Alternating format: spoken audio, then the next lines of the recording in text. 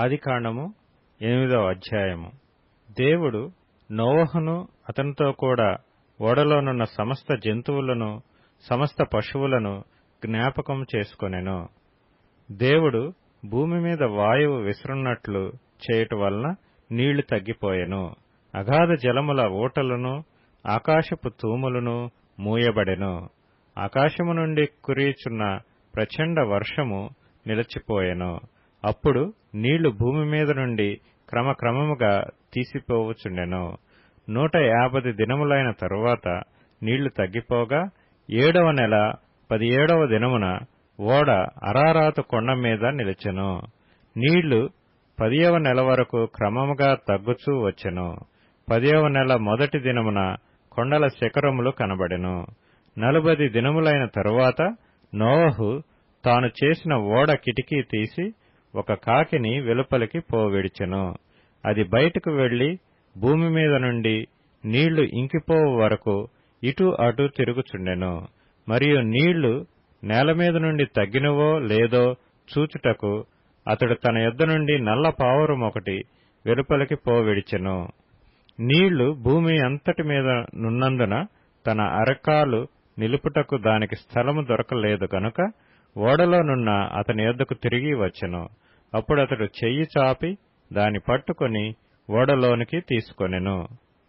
అతడు మరి 7 దినములు తాళి మరలా ఆ నల్ల పావురమును ఓడలో నుండి వెలుపలికి విడిచెను. సాయంకాలమున అది అతని యొద్దకు వచ్చినప్పుడు త్రుంచబడిన ఒలీవ చెట్టు ఆకు దాని నోట నుండెను. గనుక నీళ్లు భూమి మీద నుండి తగ్గిపోయెనని నోవహునకు తెలిసెను. అతడింకా మరి 7 దినములు తాళి ఆ పావురమును వెలుపలికి విడిచెను. ఆ తర్వాత అది అతని యొద్దకు తిరిగి రాలేదు. మరియు 601వ సంవత్సరము మొదటి నెల తొలి దినమున నీళ్లు భూమి మీద నుండి ఇంకిపోయెను. నోవహు ఓడ కప్పు తీసి చూచినప్పుడు నేల ఆరియుండెను. 2వ నెల 27వ దినమున భూమి ఎండియుండెను. అప్పుడు దేవుడు, నీవును నీతో కూడా నీ భార్యయు నీ కుమారులను నీ కోడండ్రును ఓడలో నుండి బయటికి రండి. పక్షులు పశువులు భూమి మీద ప్రాకు ప్రతి జాతి పురుగులు మొదలైన సమస్త శరీరులలో నీతో కూడానున్న ప్రతి జంతువును వెంటబెట్టుకొని వెలుపలికి రావలెను.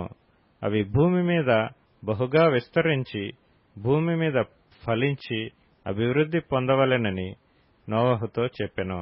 కాబట్టి నోవహును అతనితో కూడా అతని కుమారులను అతని భార్యయు అతని కోడండ్రును బయటికి వచ్చిరి.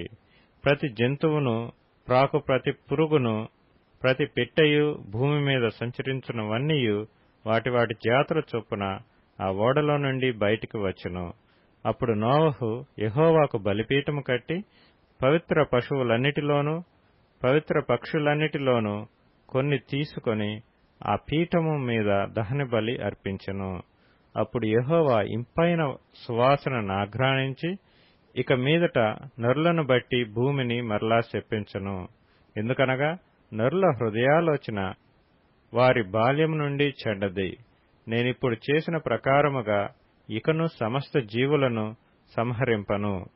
భూమి నిలిచియున్నంత వరకు వెదకాలమును కోతకాలమును శీతోష్ణములను వేసవి శీతకాలములను రాత్రింబగళ్లను ఉండక మానవని తన హృదయములో అనుకొనెను.